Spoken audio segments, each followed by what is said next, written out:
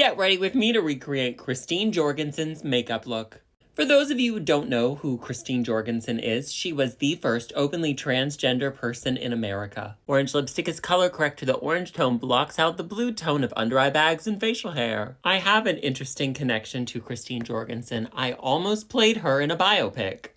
Back in the summer of 2019, I saw a casting notice for a Christine Jorgensen biopic. I want this look to be 1950s accurate. I'm using Max Factor Pan Stick for the majority of my foundation. We're gonna use a pink beauty blender cause she's a girl. The casting notice said that they wanted an unknown to play Christine, so I figured out how to message them. At this time, I had done absolutely nothing in regards to acting, so they told me no. A month later, I got cast in my first ever acting job, a commercial for Poo-Pourri. I immediately messaged them and said, "Can I audition now?" They said no. About a month or so later, I was cast in another commercial, so I reached out to them again and said, "Hey, can I audition now?" And they said, "Fine." They sent over the sides and I sent in my audition tape, and 12 hours later, they messaged me going, "Hey, can you do that again?" and cry. So I did it again and cried. About 3 weeks went by, I hadn't heard from them, so I figured it was a no. Then they sent me more sides to audition with. Over a 6-month period, I had 8 auditions and 2 Zoom calls. The movie was going to be filmed on location in New York and Switzerland. About 80% of the movie was going to be pre-transition, which is why I was auditioning and not a trans person. A very kind assistant in production told me none of them wanted to want me, but they all wanted me.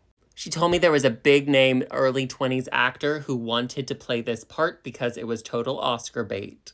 She said that everyone liked my performance more, and if they could get somebody famous to play Christine's mother, the part was mine.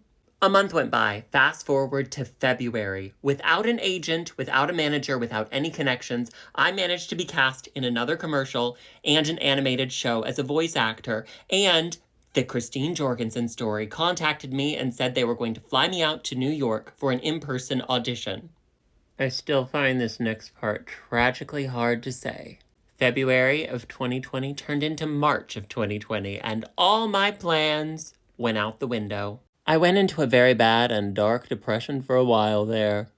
I thought I deleted all of my audition tapes, but I found one on my Google Drive, and I'm very glad I did. The past couple years, I had just been thinking I only got callbacks because I look shockingly like Christine Jorgensen. Watching that clip, I see why I got so many callbacks. I was good. I spent a massive amount of time learning Christine's accent, which was very specific.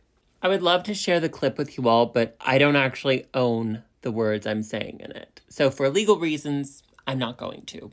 So I wrote a couple little scenes that I'm going to act out and film on my phone and make them as cinematic as I can to put them in an acting reel. Stay tuned because one day, I swear, I will play this very brave, elegant, glamorous, wonderful pioneer of a woman. I encourage you to look up as much information as you can on Christine Jorgensen because she is a spectacular trailblazing pioneer. Have a hug, a cookie, and a juice box. I love you. Mwah.